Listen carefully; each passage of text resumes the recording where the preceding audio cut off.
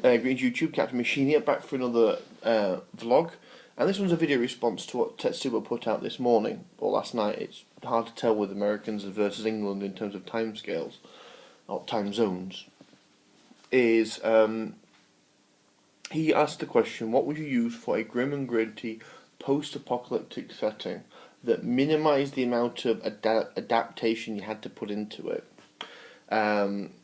So that things like, for example, get injured or stuff like that was potentially fatal because you had no way of dealing with anything for it.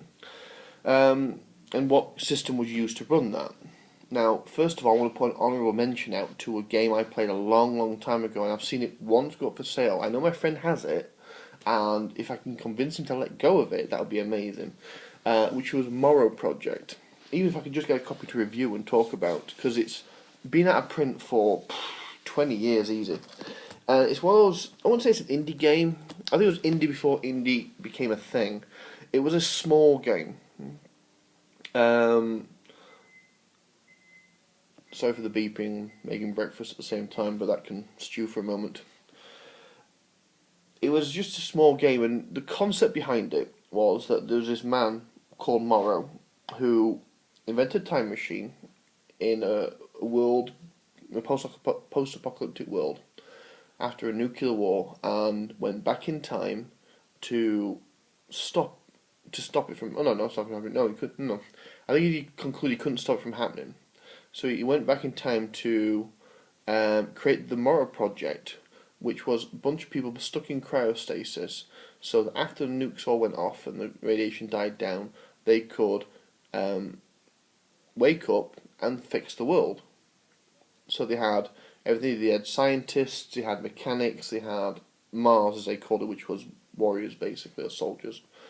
And those were the three categories you fell into. And the twist is that it didn't go right, and everyone that volunteered for it woke up at the wrong time. So basically, what you've got is if you use the official adventures, you wake up like several hundred years after you're supposed to. And in some cases, the people you bump into know about the Morrow Project because in the past, people have woken up from the Morrow Project and done things to change the world, and then kind of like you've been killed or died out or moved on. So occasionally you'll bump into people that know who you are, and it's kind of like the Lone Wanderer from Fallout. That kind of syndrome, and the combat and how it does combat, and how it does damage, how it does recovery, how it does everything like that is very grim and gritty, to the point where your hit location table has got like 30 or 40 different places on it, including your nads. You can get shot in your nads, for Christ's sakes, and your kneecaps, and your ligaments, and everything can get shot. I mean, fingers, toes, feet, hands, your neck, your head, obviously, if that's a bad place to get shot. You know, different parts of your torso, not just your torso, just in like torso lung, torso heart, torso kidneys, torso liver, because ultimately, if we're honest with each other, if you got shot in the torso, you're going to get something hit. This is all prime real estate right here in terms of organs and shit like that. I mean, yeah, it takes you a while to die from a gut shot, but you've got lead where your intestines are. You know, that's the stuff that processes your food for you. And a hole as well.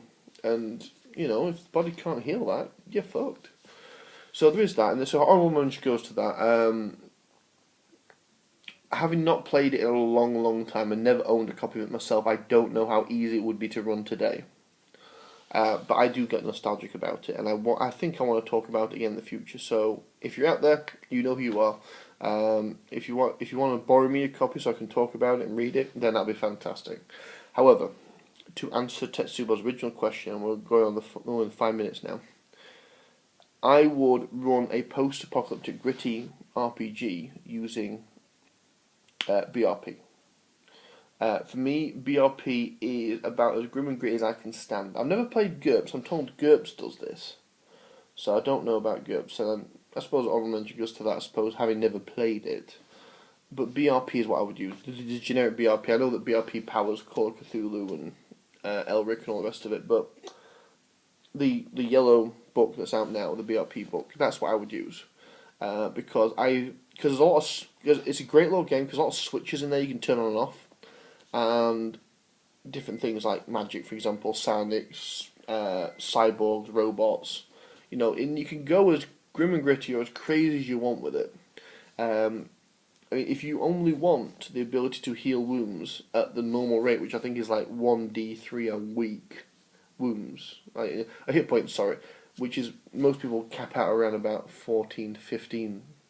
So it takes literally, it could take you, if you got shot, you lost 10 hit points. On average, it would take you 5 weeks to recover fully from that. Now, if that's not grim and gritty, I don't know what is. And then you can throw in house rules for infection and other complications and things like that. In fact, it would be nice to actually come up with some house rules for surgery for a game like that.